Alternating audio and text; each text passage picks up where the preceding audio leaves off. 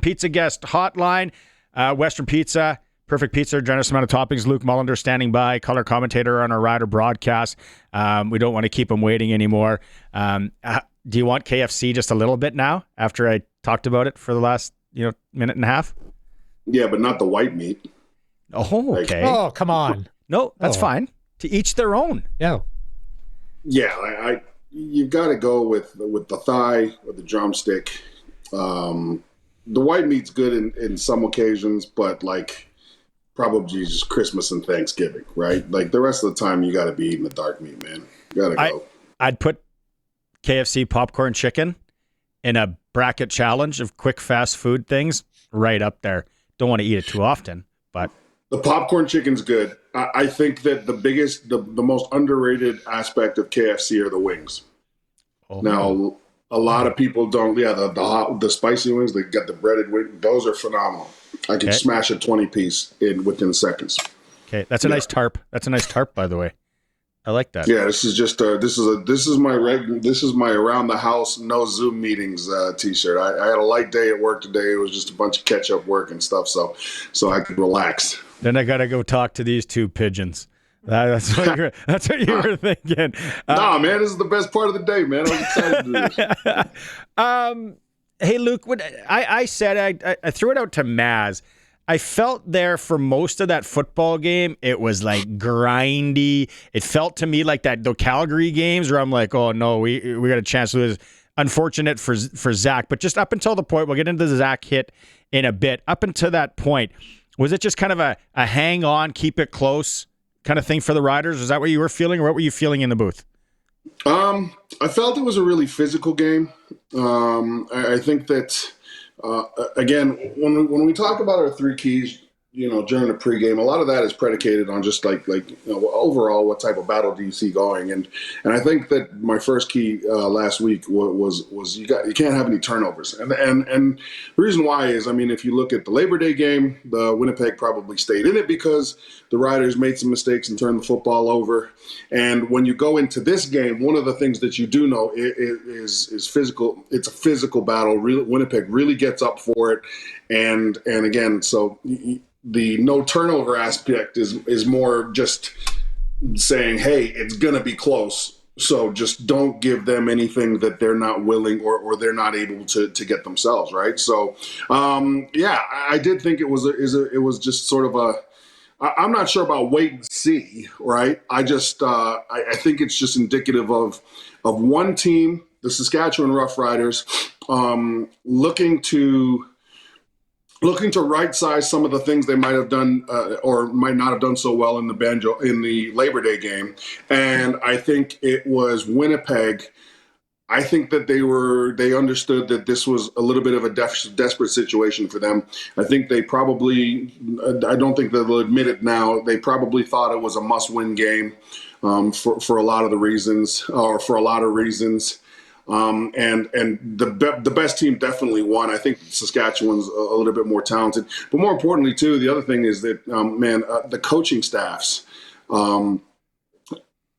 our coaching staff did a fantastic job all the way through the Labor Day game and the Labor Day rematch. I thought Mark Mueller was terrific.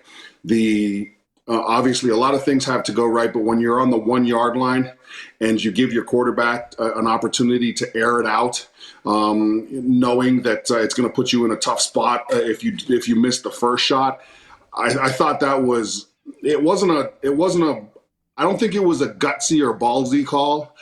What I think it was, though, was an acknowledgement of Mueller to his troops that he trusts them in big moments. And that's fantastic. And they executed, right? I mean, Robustelli's not going to pull away from you. All right. He's not going to win a 40-yard dash. That's for sure. But he can route you and he's solid. He got out there and he got the job done.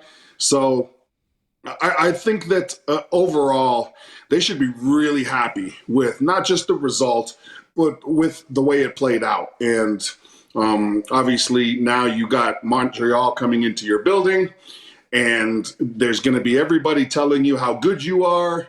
Everybody's going to be excited. It's an up week.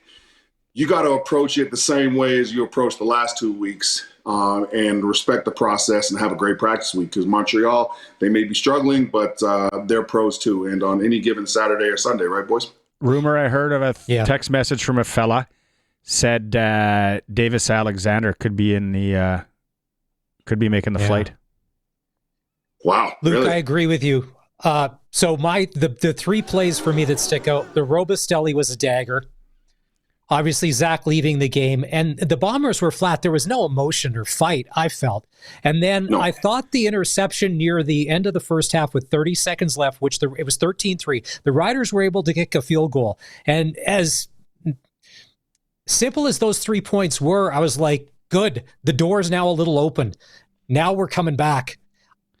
That, to me, it ended up being huge. And I suppose if there was the fourth play, Winnipeg's field goal kicker having his worst game of the season, because all of those misses would have put him ahead. So to me, that was the game in a nutshell. Yeah, I think that for Saskatchewan, Winnipeg right now doesn't have the team that's able to really get downfield quickly enough and cover if they're in a double-digit hole.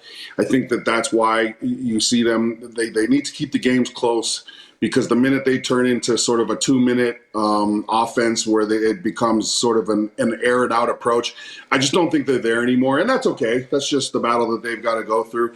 I think that they were really too conservative when Strevler went in. I think they should have trusted him a little bit more.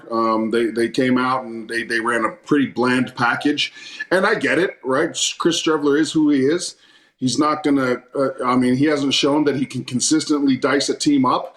But I felt like they didn't even try. I felt like they left a lot out there play calling wise. And I thought that they didn't do a very good job defensively play calling either.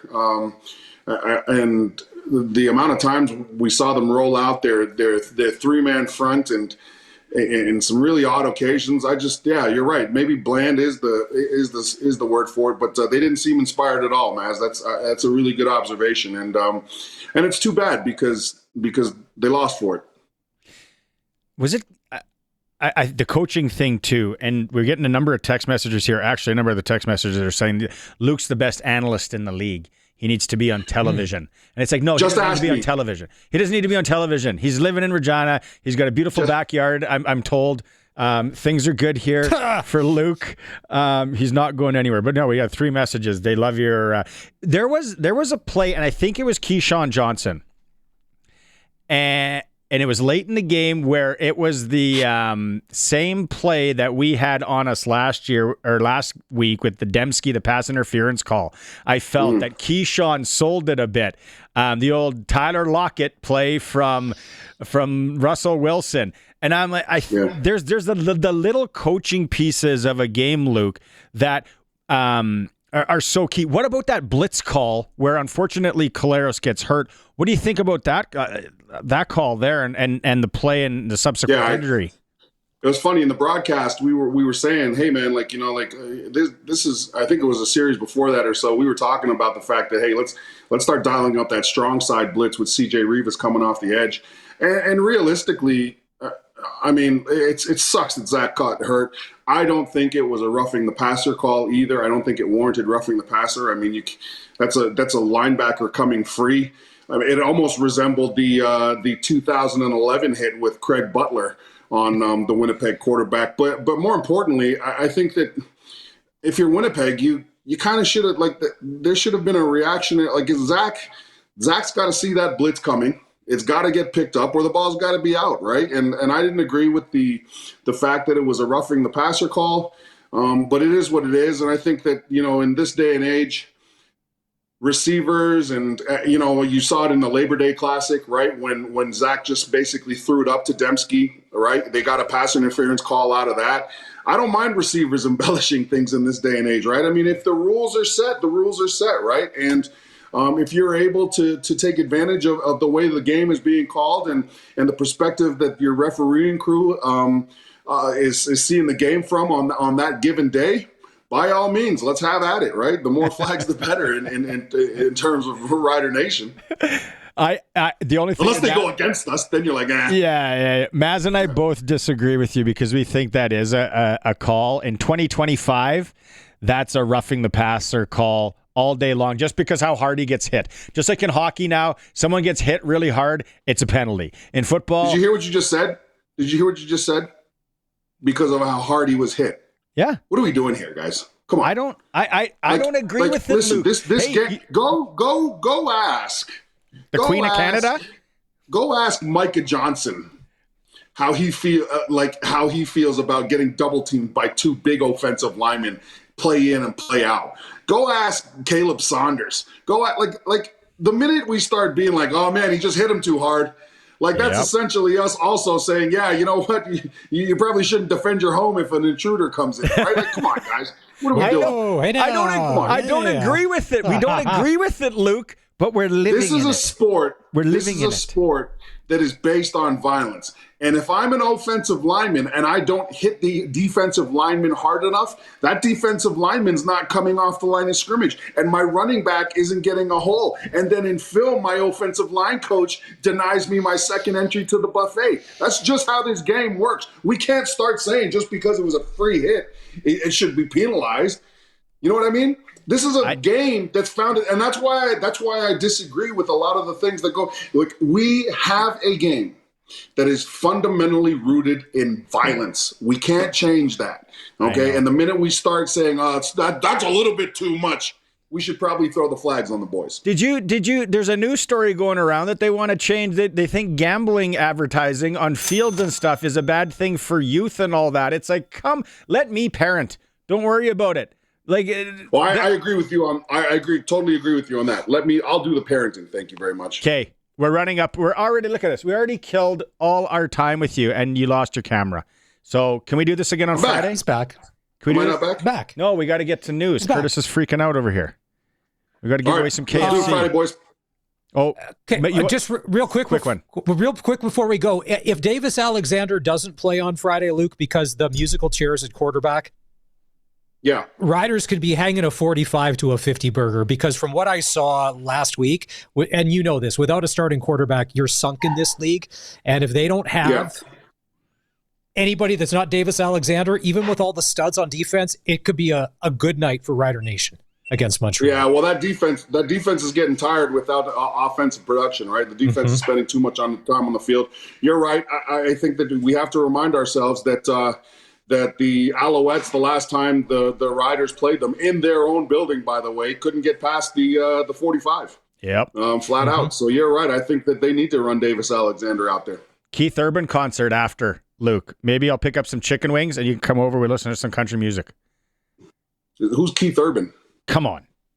Hey, come on now. Ask your wife. Hey, man, look. If it's not Shabuzi and if it's not Garth Brooks, I don't want to hear it. Shabuzi, Boo Earns. All right, chicken. I'll bring chicken wings over if I ever get invited from KFC. All right, see you, boys. buddy. Later.